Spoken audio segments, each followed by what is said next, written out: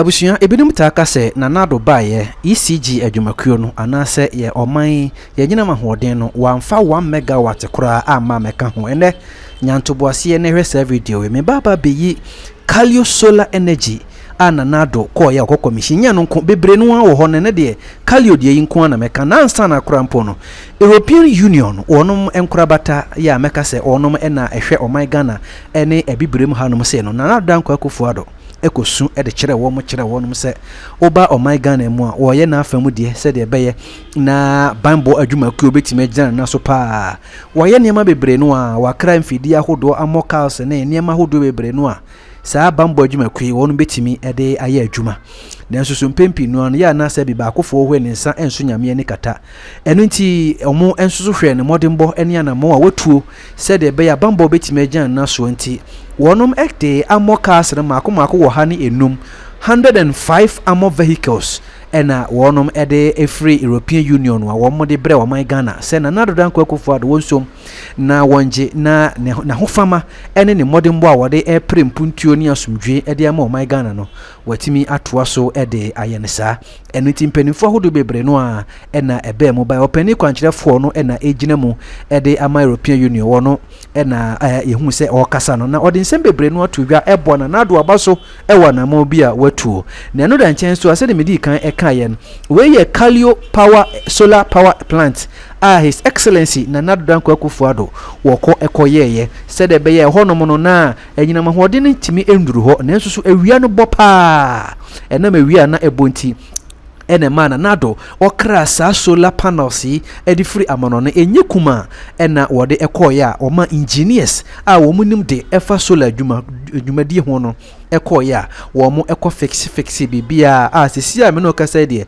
se woko activity mantem Kaleo ene ne mpotamu na okokana nado na udi na nado atem ana ukasa tia na nado ewo kwan bi so a yanhwe ayede abo ene beja okwan efri se na efri sokoto kwa pa obore bade na wo mu eni ehunu anyina mahoden da wono mu hunu kane ada na enso so na ba bia wono mu wono na edene se aban ebetimi ejina na naso ani manimu ya no atwen kane a ede efri akosomu akopiem wo ho nti aban no diwe no ekoi ya asesi am no kasa enam omawi a ebonte no omanya kane no ama na aboro so mpo aburo sokra enti sa Kaleo power plant dwumedie no na nado dan kwa akofo ado kokoye ne yebenya daje na yetie mu nkomotwetwe kakra ene sede ehimfo no si bona baso na wo mo hye nanimonyam wo kwan a wo fa so a wode sa power solar power no ede ebrom yebeka ya nya no nko ena na nado ye ya eye nyina mahode ho dwumadie niema bebre no a mo asantemam muhui dwumadi ahodo bebre no ena woyo ya mepese obagibre na wahwe video yi obeti de mepa kire yase wadaro ma like video yi mame afi share ni titiri pa no fa wadwen kire nso so bra na ye nyina no ye nhwe mu ade.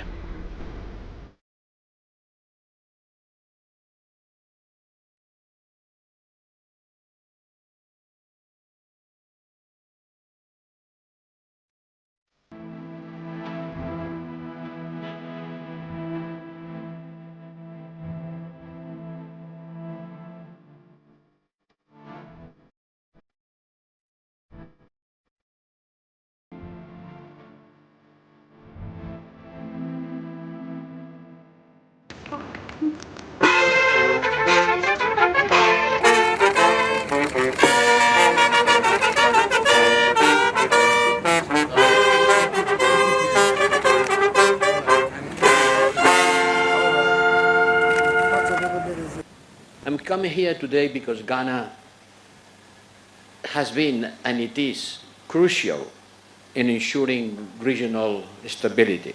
And that's why I am very happy to hand over these 105 armored vehicles.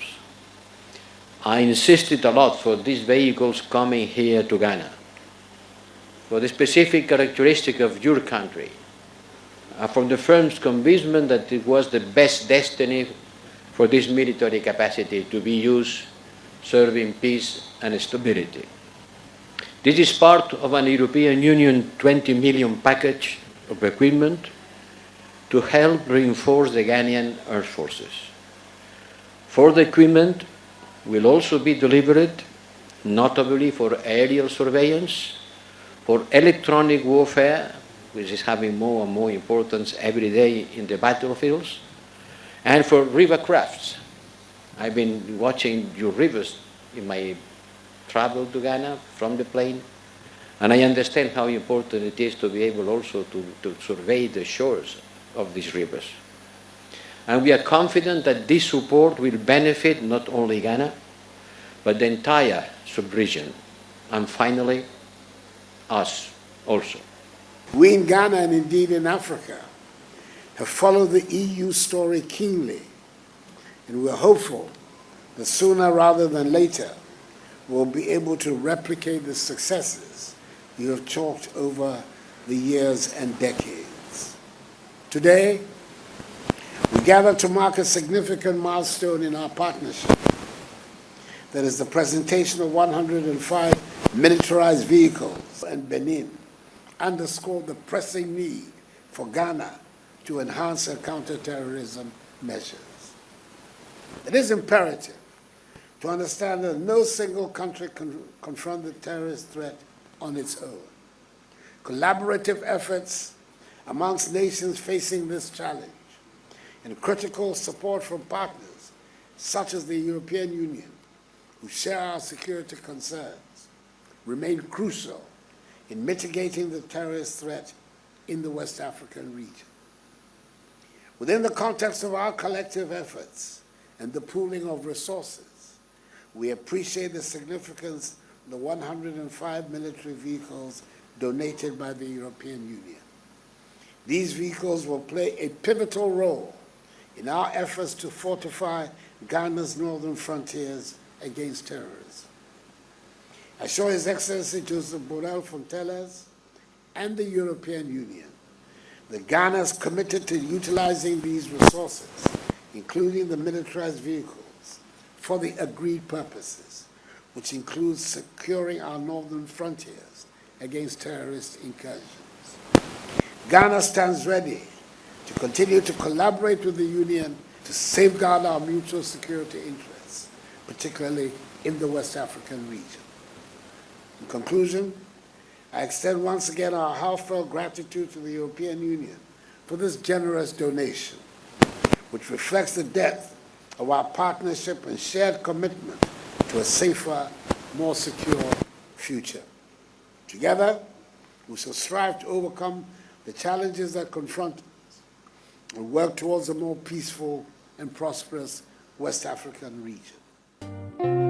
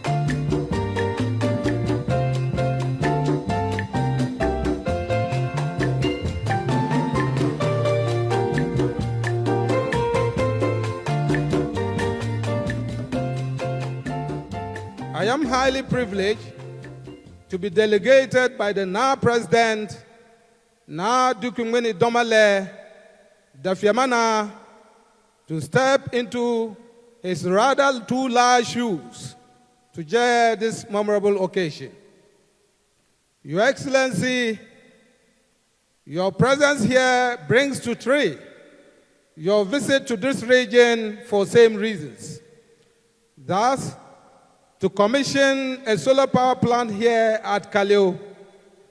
Your first was in Laura a few years back in 2020, specifically on 10th October 2020. We were all privileged to be part of that commission. Your second was at this same community, Kaleo, to commission the first phase of this solar plant. That brought about 6.5 megawatts of LoRa and 13.08 megawatts at Kaleo here, giving a total of about 19.5 of solar power available to our nation. Your Excellency, today's commissioning will bring further increase to the generational capacity of solar power in our beloved country, Ghana. We will therefore use this opportunity to thank you in full sum for your deliberate efforts in yet another sector, apart from your success stories in education, rail development, agriculture, among others. This feat chopped will leave your indelible footprints in the energy sector long after your exit, as the Constitution of our country outlines. On behalf of the chiefs and people of the Upper West region, we say thank you for your siting this solar plant at this community. These will create jobs, meaningful job opportunities for our youth, while adding up to our generational capacity to ameliorate the recent intermittent lightning challenges that the nation has faced. And we Ghanaians will not fail to give it different nomenclatures in this country. On a rather lighter note, Your Excellency, the commissioning of this plant, which I'm told is about 15 megawatts, is going to make the hub of solar energy in Ghana to be based in the Upper West region. It gives me great pleasure to be here in Kaleo again, this time to commission phase 2 of the 15 megawatt peak solar power plant initiated by the government of Nana Addo Dankwa Akufo-Addo. Kaleo houses some of the most intriguing tourist sites in the country. And today, Kaleo has now registered an indelible footprint in the renewable energy history of the country, being the site for 2 solar power plants with a total installed capacity of 28 megawatt peak. It will be recalled that some 2 years ago, we gathered here to commission the 13 megawatt peak Kaleo solar power plant as part of government's roadmap to position the country as a regional leader in clean and sustainable energy by leveraging its vast natural resource base. I must at the outset applaud the collective energies and sacrifices of the chiefs and people of the Nadoli-Kaleo traditional area, upon whose lands these important national facilities have been constructed. I convey our appreciation to the European Union, a steadfast partner of our nation, for its assistance in the development of this project and to the general development of our country. I also extend my sincere appreciation to the German government for providing funding through KfW I'm going to try and pronounce the name in German. Kredistand out Fuel Wieder Aufbau. Does that work? The German Development Bank, with a 15 million euro facility to support the government of Ghana in executing this project. Government, through the Volta River Authority, also provided counterpart funding, the equivalent of 8.2 million euros for the project. The project contractor from Spain, Elecnor SA, and the consultant from Germany, Trackbell Engineering, must be warmly commended for delivering the project on schedule. The board, management, and staff of VRA have done a yeoman's job for their roles in the project development phases and for providing counterpart funding and the needed resources and logistics for the project. Ladies and gentlemen, the commissioning of this solar power plant is not just about providing electricity. It represents also a fundamental shift towards sustainable development.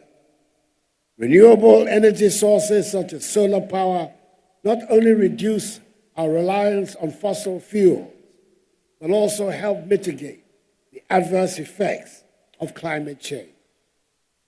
By investing in renewable energy infrastructure, we're securing a reliable source of electricity and creating new opportunities for economic growth and job creation. This plant will not only power homes and businesses, but also serve as a catalyst for development in the Upper West region, attracting investment and spurring innovation. To this end, government is implementing a series of policies and measures to incentivize green investments, foster a culture of energy efficiency, and prioritize the development of solar, wind, and hydroelectric power projects as key strategies for the growth of the energy sector in the country. The vision, however, is not only to be energy self-sufficient, but also to set the stage for Ghana to emerge as an eco-friendly country in the region, inspiring neighboring countries to follow suit in their pursuit of a greener, more energy technology-centered future. Apart from this plant, adding 15 megawatts of power to the national electricity grid will also improve the quality of power supply in the Upper West region, reduce national carbon emissions by displacing energy that gas-fired thermal plants would otherwise have generated. I'm told that that is estimated at 8,117 tons. It will also promote practical studies in the development of solar power by the technical universities in the northern part of the country. As I indicated 2 years ago, government is continuously investing in the electricity transmission network to enable the country to evacuate more reliable renewable energy through the national grid to support the extension of electricity to all parts of the country. It is our intention to attain full electricity access by the end of this year, up from the current rate of 88.8%. I expect that with this project in this community, corporate social responsibility programs for Kaleo and its environment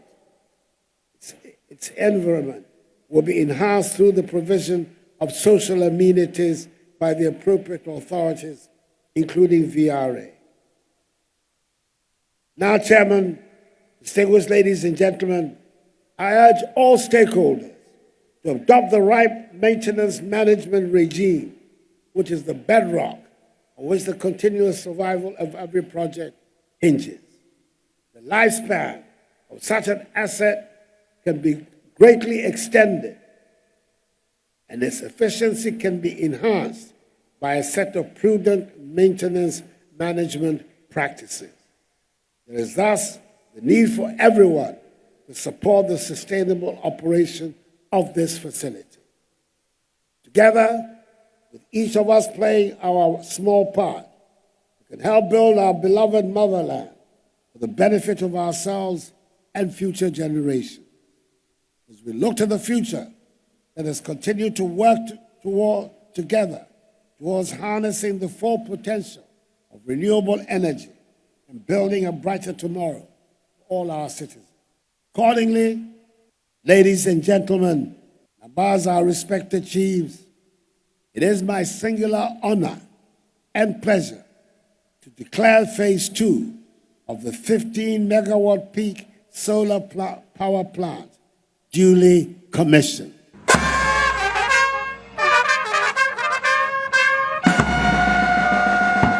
May God bless the people of Kaleo, the Upper West region, and us all.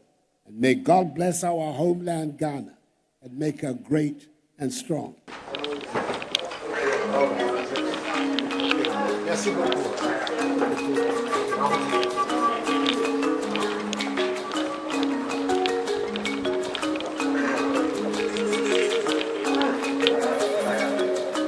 Vision, tenacity, and perseverance are three words that remain constant in his life's journey. From a little boy in Swalaba to a human rights activist determined to achieve the best for his country. I remember in President Kufuor's office one day, and the television was on, and the foreign minister came on, was talking. I don't remember what about, but I remember President Kufuor smiling and saying, "That's my foreign minister."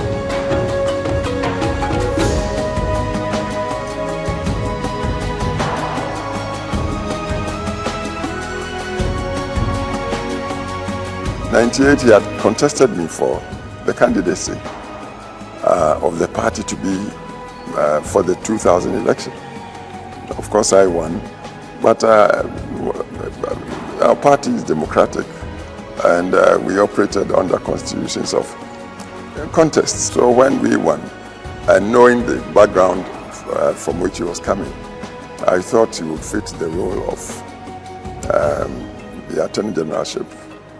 And I didn't have any qualms at all inviting him to come and serve as Attorney General.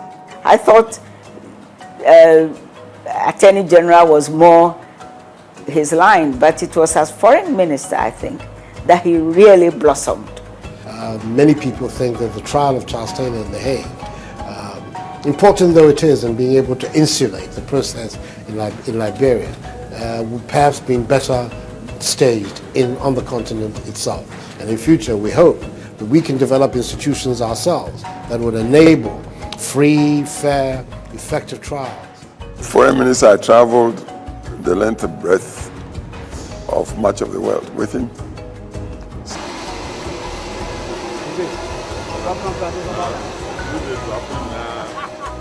So we got talking a lot during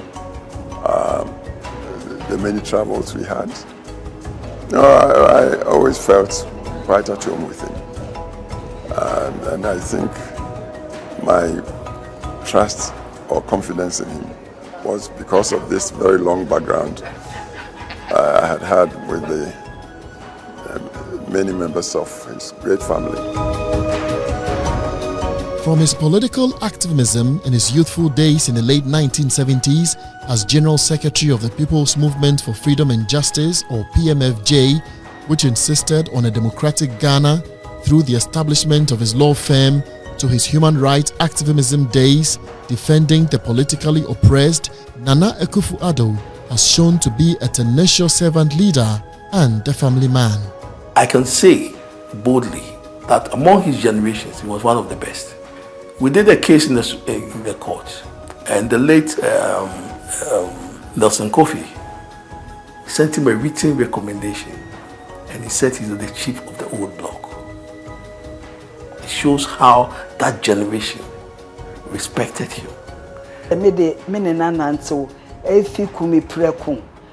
first Radio Eye. Now ono no ye lawyer to Radio Eye yi wo hwa kotin odi wo mu da wo kwachi Radio Eye me na me ko ni fi ko frɛ no na won frɛ na obepopo ni ti da. He actually got cases from the legal aid office for lawyers to do, and he did a lot of free cases for people who walk into his office and he thought that he had a good case. You call a lawyer in the office and assign you to do it. So that's one strength of him. But his tenacity will even become more profound in the Fourth Republic. Most of the people on this march, 90% of them don't have jobs. As far as we're concerned, that's the issue.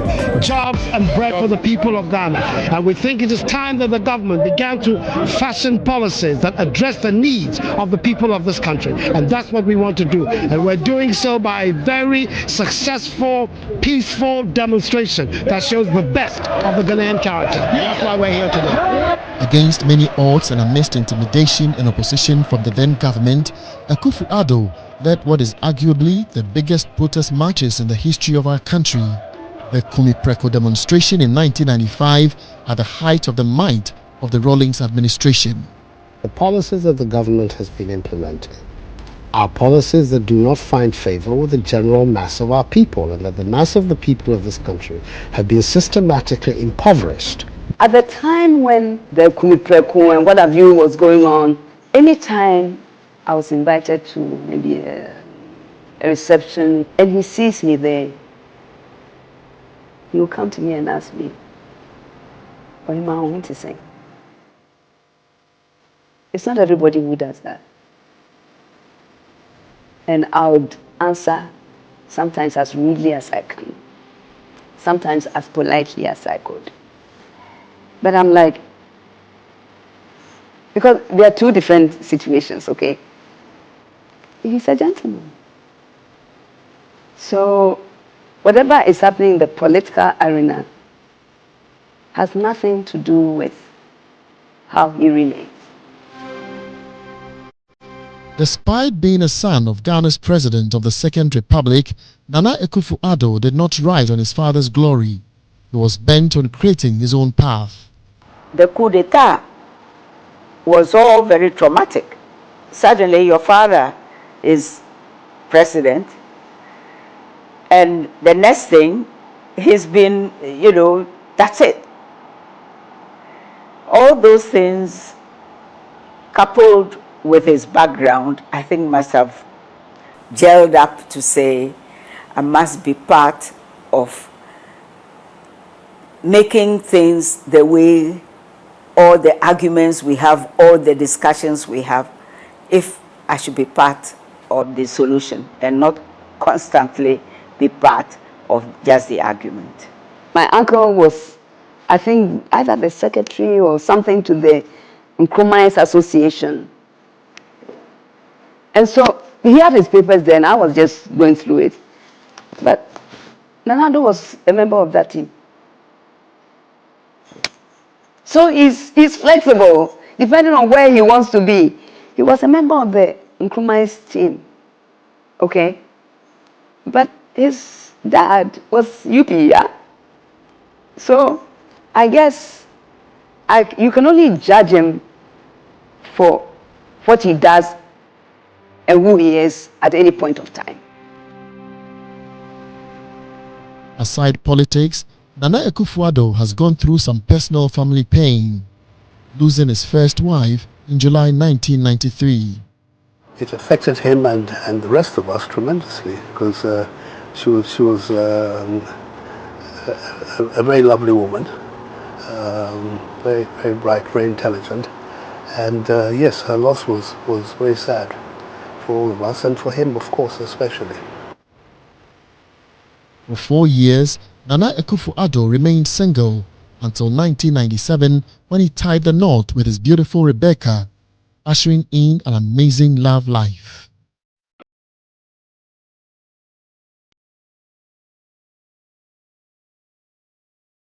Well, we met many years ago. I think it was in the late 70s. And we went out briefly. In fact, I think at the time his father was president.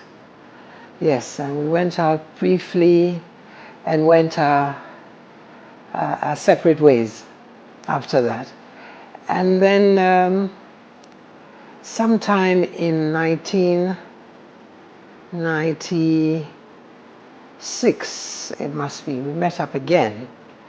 And we went out a few times and decided that we shall get married. And that's how it happened. Nana Akufo-Addo has kept a united family with his wife and beautiful daughters, a father's pride. One of the things as well that Daddy loves to do with his daughters is go for a good walk. You know what I mean? And then he'll tell you about, you know, the areas where he used to be his stomping ground and things like that. My father can make you feel so important in that one moment that he shares with you. And that one moment can last you for 10 years. He does try. He loves his family and he cares very much for his family. And so he's always there for us. But as the whole world knows, he's a politician and he's always out there doing his politics. So a lot of the time he's been away and, you know, getting on with politics. But he is a family man. His family comes first. You know, I feel that my father is a whole entity, but one goes with the other. You know, that even as a father, you know, he uses his diplomacy as a politician with his daughters. You know what I mean? It's not easy to have 5 girls that you have to wrangle and everyone has different personalities, you know? So I don't know. And also I've grown up with we've grown up with the politician who is a father. Mostly on Sundays, the whole family comes around for lunch. So the grandchildren come and they're with him. They go into his study to begin with whilst he's working, and they're all over the place in his study, asking questions and so on. And he's very fond of them. He talks to them and listens to them as well. He's very, very family oriented and he loves his grandchildren.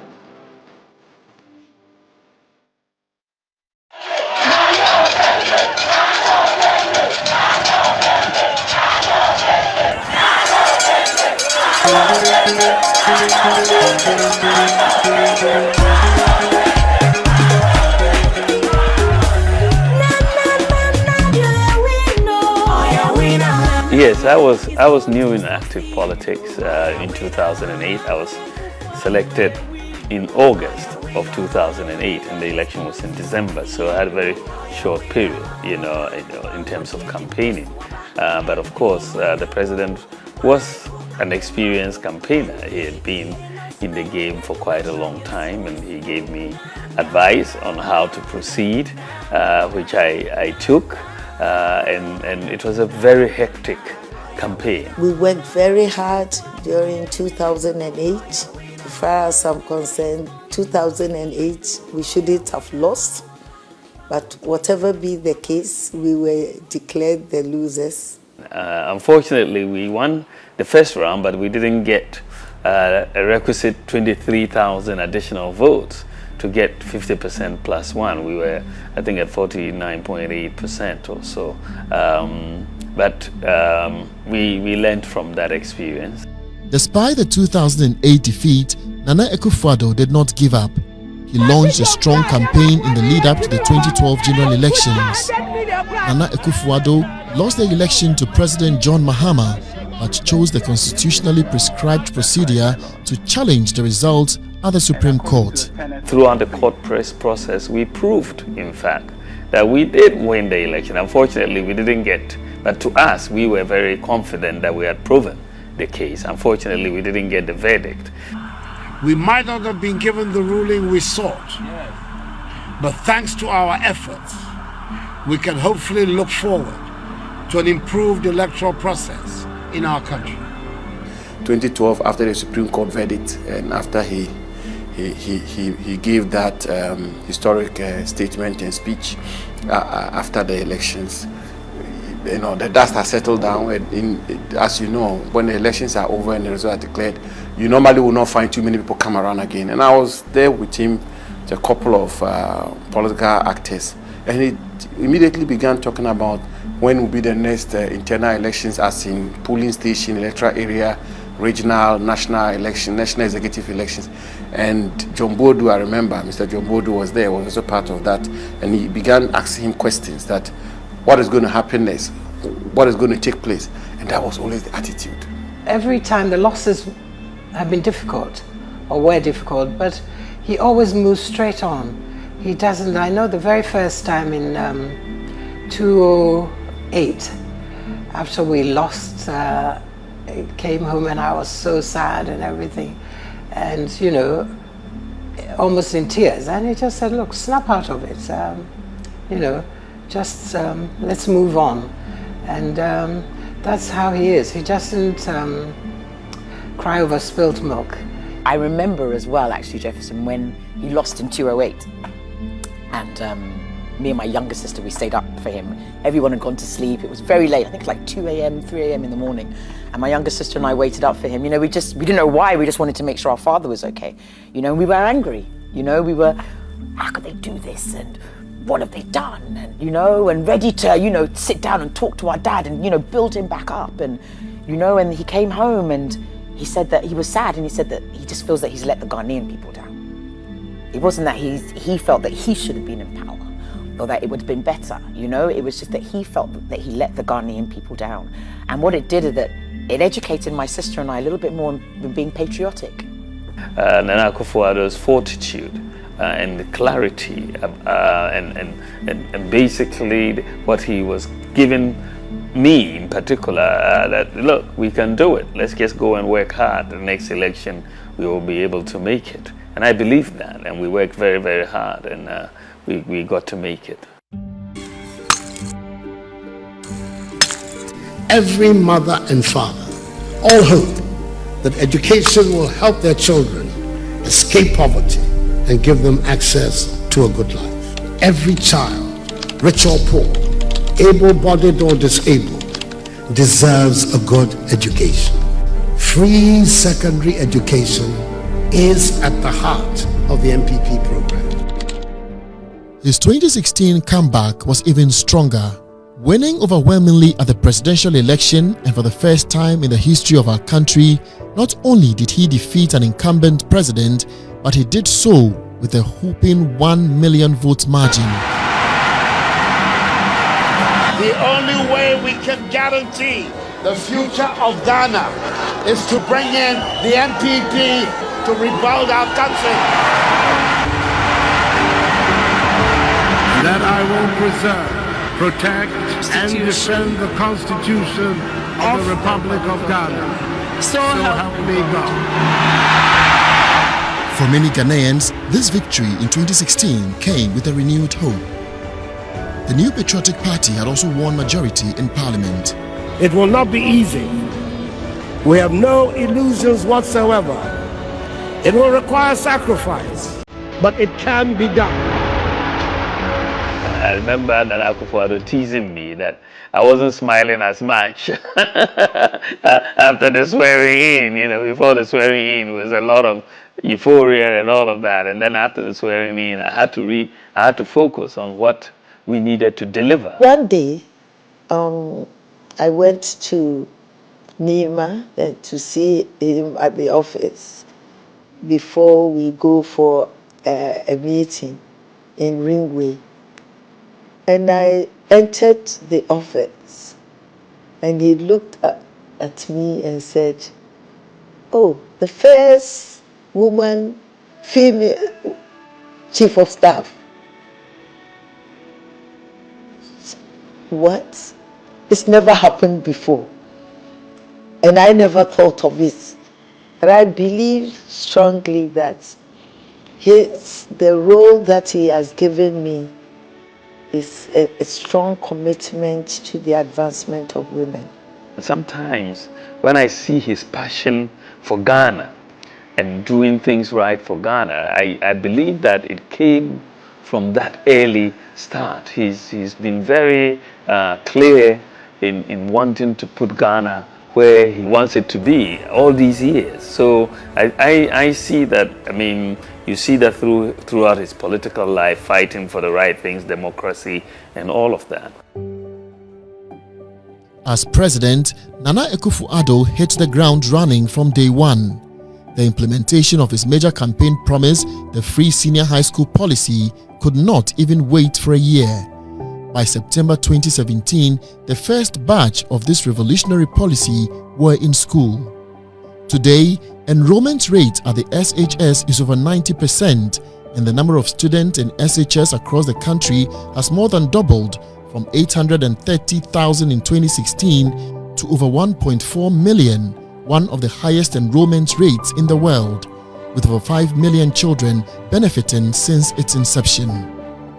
While delivering on this flagship program, President Akufo-Addo was also delivering on other promises such as the One District, One Factory initiative, the Planting for Food and Jobs, robust infrastructure, and at the same time turning the fortunes of the economy around. Ghana became one of the fastest growing economies, with GDP growth increasing from 3.4% in 2016 to an average of 7% between 2017 and 2019. Inflation hit its lowest level since the beginning of the Fourth Republic in January 2020 at 7.8%. Fiscal deficit was kept below 5% for 3 consecutive years, and the annual average depreciation of the cedi was at its lowest for any government in its first term. The Ministry of Health has announced that 2 cases of COVID-19. Ghana is investigating 2. Fellow Ghanaians, good evening. I happened to travel once when COVID was quite mitigated, when the waves started coming down. And everywhere you go, they ask the question, were you having foreign consultants in your country? Because apparently Ghana had come up as one of the low to middle income countries that were very systematic in our approach. And when you talk to partners, I was in Geneva, they were shocked that all was in-house. It was Dr. Nsiansari, Kuma Buaji, Asamoah Ban, with the COVID task force team, all of us. And they were like, wow, that is serious, you know. And the president was not only addressing Ghanaians. Apparently, the videos were being played in other countries in the West Africa sub-region. You know, so I sat down and went like, look, this is one of, although COVID was a dark hour for the world, it had some brightness for us.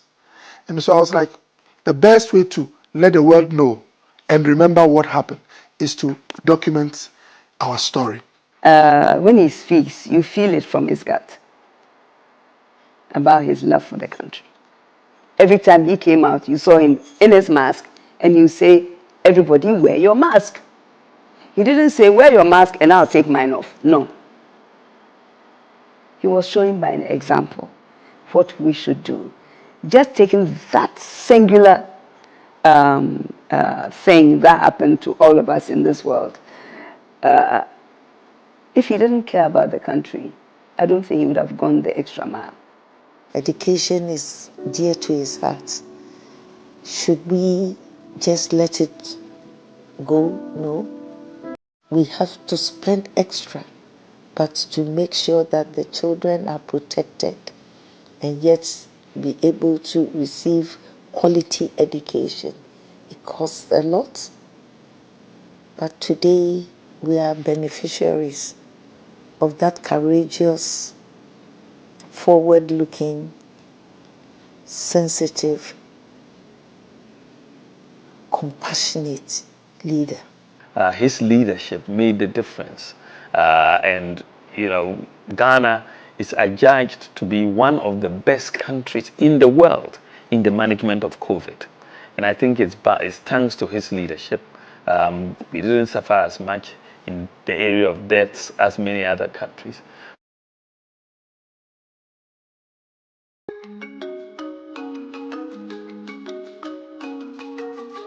At age 80, President Akufo-Addo is ending his second term in a few months, yet prosecuting some of the boldest, transformative and ambitious policies our country has ever witnessed. It's been 80 years of God's glory. 80 years is a long time, eh? It's a long time to have been on this earth. we've been on this earth for a long time. And you and I, we didn't think we would live to 80. I know this because we've said it many times. But here you are at 80, strong, healthy. We thank God for your life. Like as I sit here, I'm 85, and every morning I wake up, I thank God profusely for allowing me to see another day. So Akufo-Addo now is coming to join us, the truly senior class of humans. And I wish him very well. He looks very fit, he's so mobile and so energetic in his ways. And with a touch of luck, I'm sure you cross the 80 mark and then even live many, many years more. We are very, very happy to have you as our president. I am happy to have you as a boss. I learn every day from you. And I do hope that this 80-year celebration will not be just a one-day affair. I think we should celebrate you in many, many ways throughout the whole year. I wish him good health, a happy birthday, but most importantly, I pray that his vision of what he wanted to do, if not everything, that he has been able to achieve 80%, 90% of what he wants to do. Of course, other things came in to kind of block the straight, the running of governance. However, when the chips are down, he should turn the cards and say, yes, I made it. I was able to make it. I think for me that would be an important thing for us and also for him as a president of the country. My wishes for him obviously are that he ends his period as president successfully, and also for him to realize that he's done a lot for this country in his period as president, and I'm sure he will be remembered for a lot of the things that he has done, and I wish him a peaceful retirement. I love you. I'm proud of you. Thank you for being proud of me. Thank you for my amazing sisters, you know, because the family that we have is unbreakable. You know, we have such a bond, you know, that and my father is the epicenter of that, and my mother is the epicenter of that. Thank you for showing me a beautiful marriage that you have with my mother. There's no one can be able to see the tenderness that's between that couple. You know, I could go on and on. I wish him the very best of good health and happiness and many more years, and to say thank you to him for being a good husband, for being there for me, and a good father to our children. May God bless him. I think he has left such an incredible legacy for Ghana. I mean, we may not see it clearly now, but his leadership has really begun a major transformation in this country. Of course, a lot of people will remember him for free senior high school education. Really landmark. You have about 5.7 million children who have benefited from free SHS, and performance has gone up. Free TVET education and the investment in TVET, in skills, major.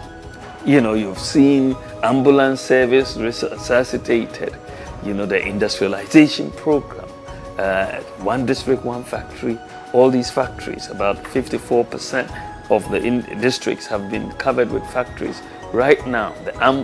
Then you see the digitalization program that he allowed me to champion in government has allowed a major transformation. The Ghana card, which President Kufuor started, finally the issuance was done under President Nana Akufo-Addo, which is a major legacy that we have. Ghana now has an address system, financial inclusion in Ghana now. We have #1 in Africa in terms of access to financial inclusion. This is in our term. After 60 years of independence, we were nowhere, but now we are #1 in Africa. I wish him much longer life to contribute even after his term.